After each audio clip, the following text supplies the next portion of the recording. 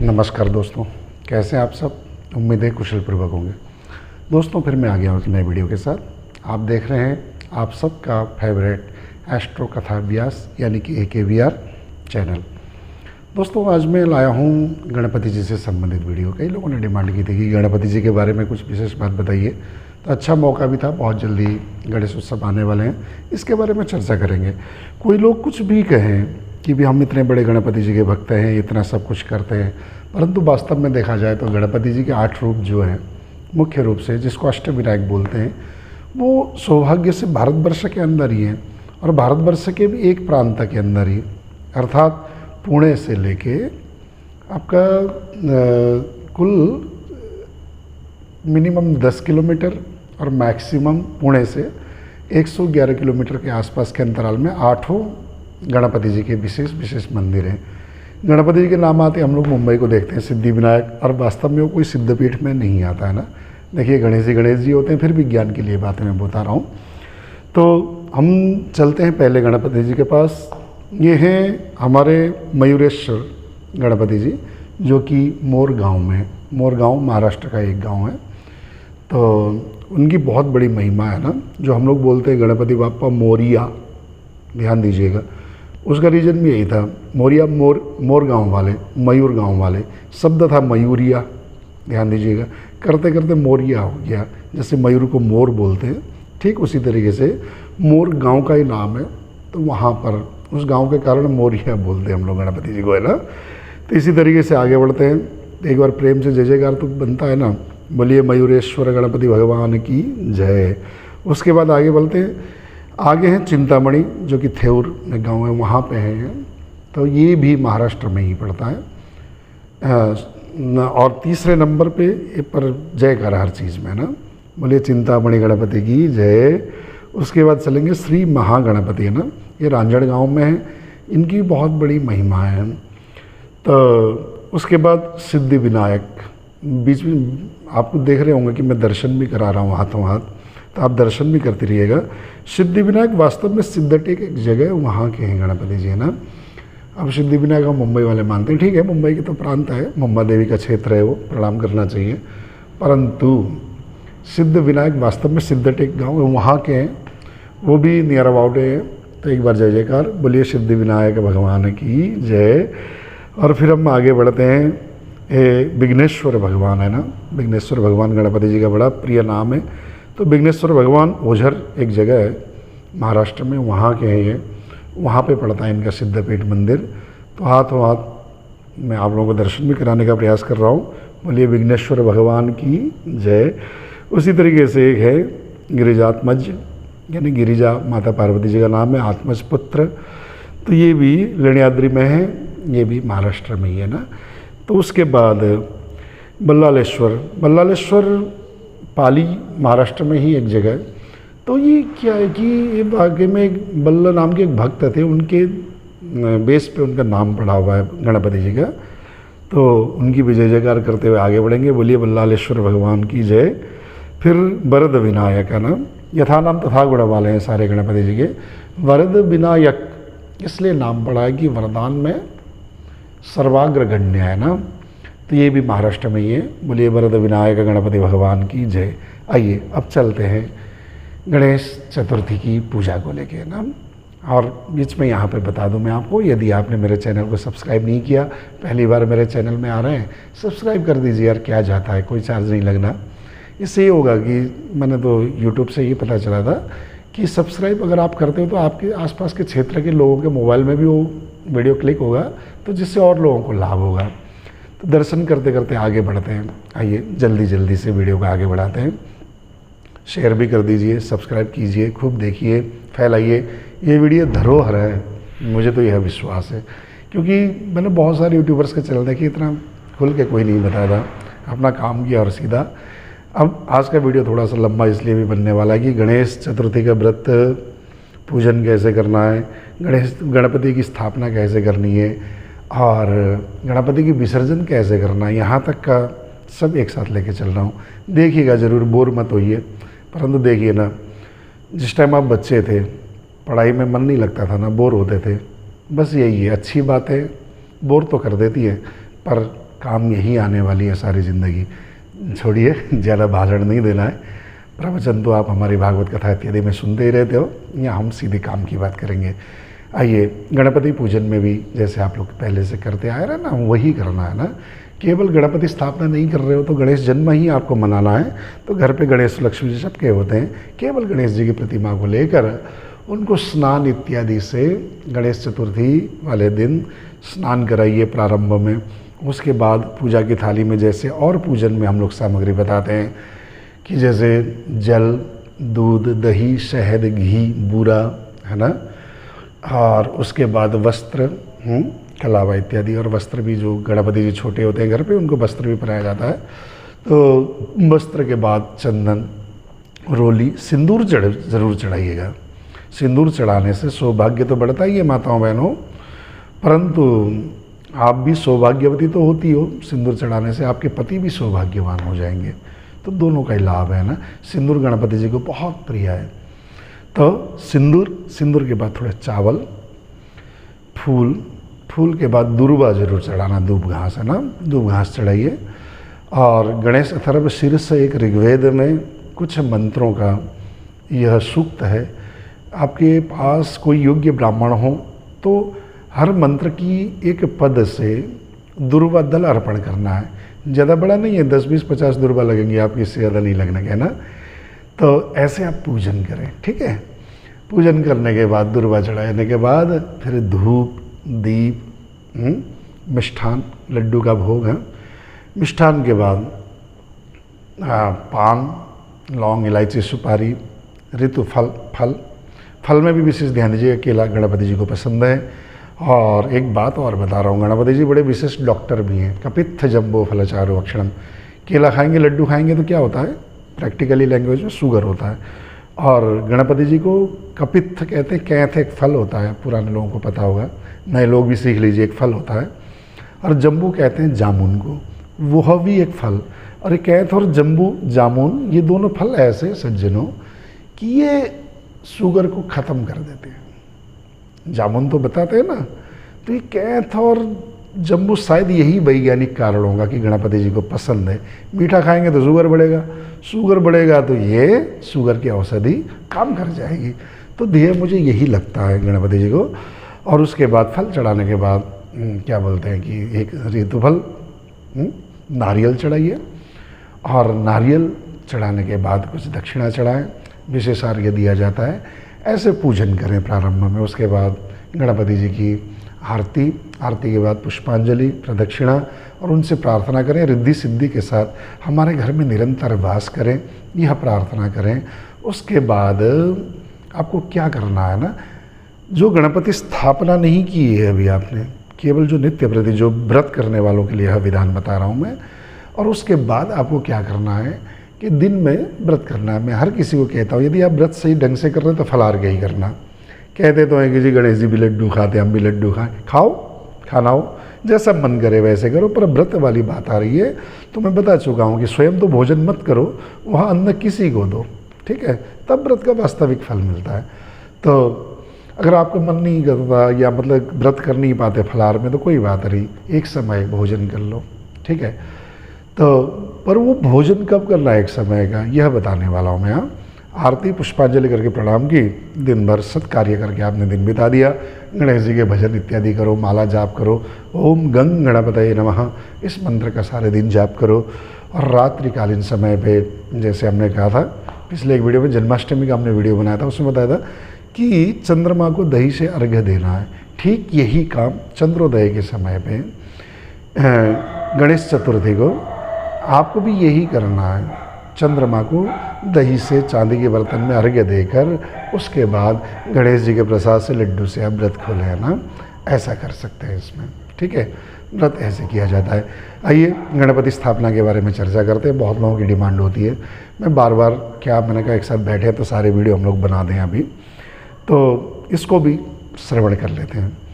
गणपति स्थापना के लिए क्या करना है, कुछ दिन पूर्व ही जाकर जैविक मूर्तियाँ जो होती है ना, आजकल चल रही है, कोशिश करूँगा कि मैं आपको, पिछली बार हम लोगों ने जो गणपति स्थापना के बाद जैविक मूर्तियों का जो कमाल है, जो चमत्कार है, अपने आप जल में डाल दो और गल जाते हैं। और वही जल जिसमें गणेश जी का होता है, वही प्रसाद में हम लोगों ने जो भक्तजन आए थे उनको बांट दिया। उन्होंने ले जाके अपने गमले में डाल दिया। न तो गंगा जी प्रदूषित हुई, ध्यान देना, शुद्ध मिट्टी के बने हुए गणपति लाइए, और ना ही किसी तरीके से कोई गंदगी हुई, कुछ हुआ। वो तो सीधा सीधा आप लोगों का प्रसाद आपके घर पे रहा, वो जल ला के आपने गमले में डाल दिया। ठीक है, तो गणपति जी की कृपा भी आ गई, गणपति जी साक्षात आ गए। और ब्राह्मण लोग तो आप देखते हैं ना कि मिट्टी के गणपति या सुपारी के गणपति जी बनाते हैं। ठीक है, तो बस वो मिट्टी के गणपति जी वाला हिसाब ठीक लगा मुझे। परंतु एक बात का ध्यान दीजिएगा, जब आप मूर्ति वाले को ऑर्डर दें तो लाल रंग जरूर रखिएगा, एक बात। दूसरी बात, कई लोग बोलते हैं जी सीधा सुण उल्टा सुण, इनके चक्करों में मत पड़िए। जैसे आपको मैं दिखाऊंगा यहाँ पे कि जितने भी जो अष्टविनायक की चर्चा मैंने पहले की है उनका वर्ण लाल है, सुण लेफ्ट से राइट जा रहा है, कुछ ना कुछ यू राइट की ओर बना हुआ हो, इस बात का ध्यान दीजिएगा। जैसे सुण इधर गया लेफ्ट में और वहीं से थोड़ा सा यहीं से इतना घूम गया तो काम हो गया, या डायरेक्ट इधर गया हुआ और राइट साइड में ऐसे गणपति मिल जाए तो जवाब ही नहीं, और ऑर्डर करके बनवा भी सकते हैं।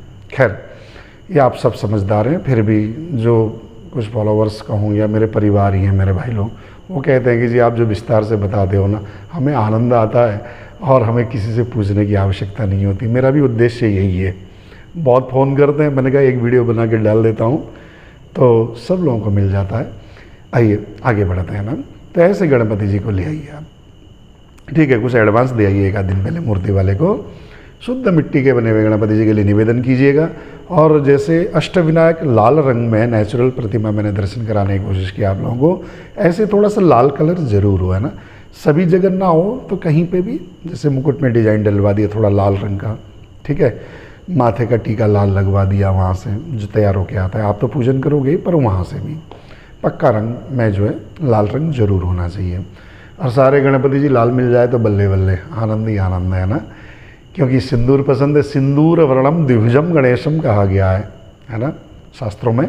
सिंदूर वर्ण के गणपति जी हैं, सिंदूरी गणपति जी बड़े विशेष फलदायक होते हैं, सिद्ध गणपति कहलाते हैं सिंदूर। वैसे तो गणपति कई तरह के होते हैं, अर्क गणपति आँखें के, पर वो ग्रहों के हिसाब से होता है, ग्रह का विषय नहीं है आज, केवल पूजा का विषय है। तो ज्योतिष चर्चा के लिए आगे और किसी वीडियो में देखेंगे, ठीक है। वो आप ले आइए। लाने से पूर्व में एक लाल कपड़ा है ना, जब आप एक दिन पहले ऑर्डर दे के आ गए, जिस दिन लेके आना हो अच्छे मुहूर्त में किसी योग्य ज्योतिषी से, या मुहूर्त की इतनी चिंता नहीं है लाने में, ठीक है। तो उसे लेके आइए, एक लाल कपड़ा लेके जाइएगा, बिल्कुल ढक के लेके आइएगा, ठीक है। और एक लाल कपड़े की छोटी सी रिबन भी ले सकते हो आप, रिबन की पट्टी उनके आँख में बांध के लाइए, ठीक है। समझना मेरी बात को, शास्त्रीय प्राण प्रतिष्ठा का विधान भी हो जाएगा हमारा इसमें, ठीक। आप लाइए। लाने के बाद सीधा जहाँ पर थोड़ा सा सेवल करके घर की माताएं एक लोटे में जल लेकर, जो बंदा लेके आ रहा है तो उनके हाथ में गणपति जी होते हैं, दरवाजे में प्रवेश से पूर्व वो जल का लोटा दोनों तरफ छोड़ें, जैसे मेहमान के आने पर सेवल किया जाता है। उसके बाद जैसे लाल वस्त्र में ढके हुए, लाल रिबन से आंख बंधे हुए गणपति जी को आपको क्या करना है, लाकर चौकी पे विराजमान करना है। पर ध्यान दीजिए, उस चौकी के नीचे एक हल्दी गांठ, एक सुपारी, कुछ पीले चावल और दुर्वा, ये चीज़ पहले ही आपने वहाँ पे छोड़ के रखनी है, ठीक है। समझ गए यहाँ तक? और बड़े इजीली समझा रहा हूँ, समझ गए होंगे, है ना। थोड़ा मजाक भी ज़रूरी है दोस्तों। तो उसके बाद क्या करना है, ध्यान दीजिएगा। पूजा क्रम हुई है, जल, दूध, दही, शहद, घी, बूरा, पूर्वक मैं बता चुका हूँ, फिर भी जल्दी जल्दी रिपीट कर देता हूँ, वीडियो बहुत लंबा होता जा रहा है। तो जल के बाद दूध, दही, शहद, घी, बूरा, ये सब चीज़ से अब जैसे कहीं पे आप लगाते हो, है ना, जैसे जल वाले गणपति जी जो होते हैं, जो पक्के रंग वाले होते हैं, कलर वाले, पीओपी वाले, जो पता नहीं किस चीज़ के होते हैं, उसको तो आप कितना ही जल जड़ाओ, कलर वाला नहीं छोड़ते। अगर आप कच्चे वाले वैसे मिट्टी के गणपति बड़े सुंदर लगते हैं, मैं दिखाऊंगा थोड़ा सा वीडियो में, अभी देख भी रहे होंगे आप लोग। तो जो गणपति बड़े सुंदर तो लगते हैं, उनको ना आप दूध दही डायरेक्टली चढ़ाओगे ऊपर से तो थोड़ा गलने का चांस होता है, इसलिए थोड़ा चरण को स्पर्श कर दें ना सभी चीज़ों से, छींटा दे दीजिए थोड़ा थोड़ा, ठीक, गंगा जल इत्यादि से। उसके बाद ये पंचामृत स्नान के बाद आपको क्या करना है, सबसे पहले जनेऊ पहनाना है गणेश जी को, यज्ञोपवीतम समर्पयामि। और उसके बाद तिलक करें, सॉरी, उसके बाद वस्त्र पहनाएं। जनेऊ पहनाने के बाद वस्त्र नहीं तो जैसे पटका इत्यादि, लाल पटका पहना दीजिए, पीला पटका पहना दीजिए, हरा पटका पहना दीजिए। गणेश जी सभी रंगों से प्रसन्न रहते हैं। और उसके बाद तिलक करें। ओम गंगणपतये नमो नमः, सिद्ध विनायक नमो नमः, अष्ट विनायक नमो नमः। जो अष्ट विनायक है ना, उसकी चर्चा की है। तो गणपति बप्पा मोरिया, ये जो हम बोलते हैं, मोरिया भी मयूरेश्वर गणपति की चर्चा में कर चुका हूँ। तो उसके बाद ये मंत्र का उच्चारण करते हुए, जैसे मंत्र कहें, पद कहें, दुआ कहें, जो भी कहें, इसका उच्चारण करते हुए, कुल मिला के गणेश जी का नाम लेते हुए आप लोगों को सारा पूजन करना है। पंडित जी मिल जाए अच्छी बात है, और कोरोना है, लॉकडाउन ना भी मिले तो भी आप लोग इजीली कर पाओ, इसलिए मैंने ये बताया। और जब आप इतना कर लोगे तो उसके बाद रोली, चंदन, अक्षत, सिंदूर, हाँ, ये सब चीज़ आपने अर्पण कर दिया। उसके बाद पुष्पमाला, फूल, दुर्वांकुरा, धूप घास, बहुत इजी विधान है। और धूप चढ़ाने के बाद फिर इत्र लगाइए गणेश जी को, धूप दीप दिखाइए, धूप दीप दिखा के आरती कीजिएगा, है ना। धूप दीप के बाद मिष्ठान चढ़ाइएगा, मिष्ठान का भोग लगाइए। मीठा पान जोरदार सा गणपति जी के लिए खिलाइए, अच्छे से अच्छा। ध्यान देना, साबुत पत्ते में लगवा के लाना, पनवाड़ी से मीठा पान खिलाओ। और उसके साथ पान, लौंग, इलायची, सुपारी ये भी चढ़ाओ। और उसके बाद तो वही क्रम है ना। मिष्ठान के बाद फल, फल के बाद पान, पान के बाद ऋतु फल जो नारियल इत्यादि होता है वो अर्पण करें। उसके बाद दक्षिणा, दक्षिणा चढ़ाने के बाद आरती करें, ठीक है।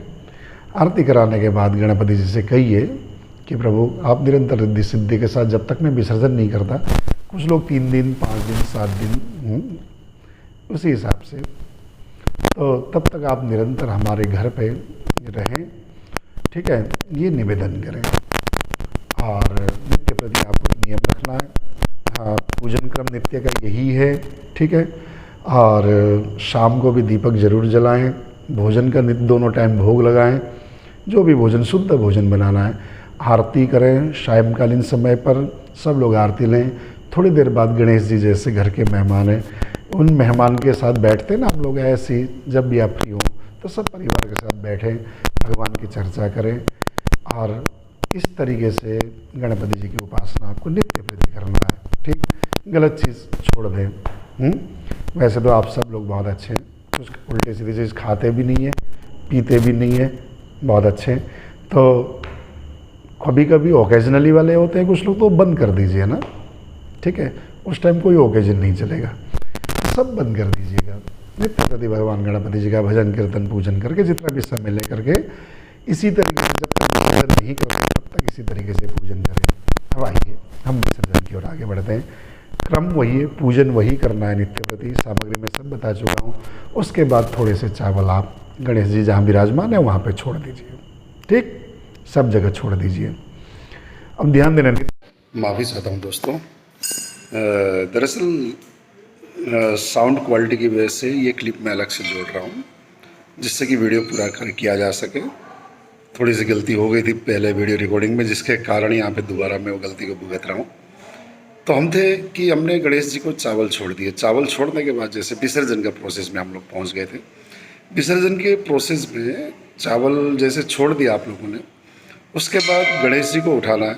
उठाने के बाद घर के सब जगह जहाँ पे भी आप धन संपदा रखते हो, अन्न रखते हो, सब जगह, लैट्रिन बाथरूम को छोड़कर बाकी सब जगह गणेश जी को उठा के हर जगह ले जाइए, हर जगह दर्शन कराइए। ओम गंगणपतये नमो नमः, सिद्धि विनायक नमो नमः, अष्ट विनायक नमो नमः, यह मंत्र निरंतर दोहराते रहिए। और दोहराने के बाद उसके बाद जैसे अगर आपके गंगा जी इत्यादि ले जाने का प्लान है, आपका जलाशय में विसर्जन करने का प्लान है, तो भोजन इत्यादि साथ में लेके जाइए और भोग लगाइए वहाँ पे ले जाकर। और वहाँ पर भी पूरी तरीके से सम्मान के साथ जैसे आप भोग लगाएंगे, उसी क्रम से पूजा करना है, ठीक है। गंगा जी तक पहुँच गए। और यदि आप चाहते हैं कि आपको घर पे ही गणपति जी का विसर्जन करना है, आपकी वैसे जैविक मूर्तियाँ हैं, तो आपको छत में ले जाना है। छत पे ले जाइए, एक किसी पात्र में जल भर दीजिए, जल भरने के बाद गंगा जल इत्यादि उसमें डालने के बाद वहाँ पर उस जल का भी पूजन कीजिए और जल देवता से गणपति विसर्जन की आज्ञा लीजिए। पूजन में रोली, चावल और फूल, ये 3 चीज़ें चढ़ाने और हाथ जोड़ देना है। उसके बाद गणेश जी को एक जगह पधराइए। जैसे नीचे आपने पूजन किया था पहले कि रोली, चावल, फूल, फल इत्यादि से भोग लगाना है, उसी तरीके से गणपति जी को, है ना, दोबारा पूजन करके भोग लगाइए। भोग लगाने के बाद वह प्रतिमा को दूध से स्नान कराइए, फिर तिलक कीजिए और कुछ नौछावर इत्यादि कीजिए, बार फिर कर दीजिए। फिर तो बड़े और उसके बाद वह प्रतिमा को प्रेम पूर्वक उस जल में पधराइए और वही जल भैया लोगों को प्रसाद में, कुछ देर में गणपति जी गल जाएंगे और उसके बाद उस जल को प्रसाद स्वरूप सब लोग ले सकते हैं। ठीक, गंगा जी के क्रम में भी यही करना है। गंगा जी में पहुँचे आप या जलाशय में पहुँचे, समुद्र में पहुँचे, पहुँचने के बाद पूजन इत्यादि ऐसे करना, खूब खुशियाँ मनाइए, भगवान गणपति जी का नाम उच्चारण करते रहिए। और पूरी तरीके से यह विधान करने के बाद जब सारी चीज़ आपने कर दी तो यह विधान करने के बाद इसमें और कुछ विशेष नहीं है, पूर्ण वही सब चीज़ पूजन, आरती, भोग इत्यादि करने के बाद, है ना, तिलक इत्यादि करने के बाद ये प्रेम पूर्वक भगवान गणपति जी को विसर्जित कर दीजिएगा। इतना करते हैं तो समझ लीजिए गणपति विसर्जन का भी आप लोगों ने पूरा फल ले लिया। एक बात। दूसरी बात ये जोड़ दूं कि जैसे आप गणेश जी की प्रतिमा लाते हो तो उससे बोल दीजिए कि भैया मूर्ति ठोस हो, अंदर से खोखली ना हो। 90% मूर्तियाँ खोखली होती है। अगर आपको लगता है कि ये खोखली है और आपको प्रतिमा पसंद आ रही है तो जहाँ पे जो डाई बना हुआ होता है वहाँ से कुछ घास फूस इत्यादि शुद्ध चीज़ उसमें भरवा के ऊपर से लेप करवा दीजिए, जिससे कि ठोस हो गणपति जी।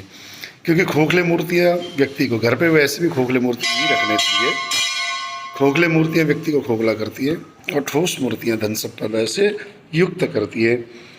और आज की वीडियो में मैं इतना ही आपसे निवेदन करूँगा। आगे सब फिर से कहता हूँ भैया सब्सक्राइब कर दो, लाइक शेयर कमेंट ज़रूर कीजिएगा, जिससे कि गणपति स्थापना, विसर्जन, गणपति व्रत कैसे करना है, इन सब का लाभ सबको मिल सके। जय गणेश, जय श्री राधे।